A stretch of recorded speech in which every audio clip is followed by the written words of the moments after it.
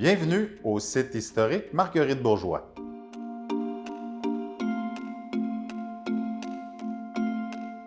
On se trouve au site historique Marguerite Bourgeois, donc dans le Vieux-Montréal, près de la chapelle Bon-Secours. C'est un site qui comprend une chapelle historique, un musée dédié à Marguerite Bourgeois et un site archéologique sous la chapelle où on peut y voir les vestiges de la première chapelle de Montréal, celle construite par Marguerite Bourgeois. Dans notre cabinet de curiosité, on a décidé de vous présenter la mallette de voyage de Marguerite Bourgeois. Donc, cette mallette qui date du 17e siècle et qui a servi à Marguerite, selon la tradition orale, à faire ses nombreuses traversées entre la France et la Nouvelle-France. Donc, elle pouvait probablement y mettre là-dedans ses effets personnels, probablement ses documents importants. Cette mallette a de particulier qu'on a très peu d'objets qui ont appartenu à Marguerite Bourgeois.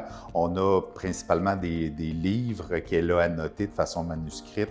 On a sa croix qu'elle portait. On a des reliquaires faits à partir de sa tunique et on a sa mallette de voyage. Donc, ce qui en fait l'objet le plus gros qu'on possède dans la collection. Quand on pense à tout ce que cette femme a construit et a bâti dans la colonie, elle a fondé la congrégation Notre-Dame, elle a mis sur pied un système scolaire. Donc, c'était une entrepreneur, c'était une visionnaire, donc de penser qu'elle a manipulé cet objet-là, qu'elle y a mis des documents, des livres, qu'elle a transporté ça avec elle, bien, ça nous rend un peu émotifs et fiers aussi de passer à travers le temps ces objets-là témoins.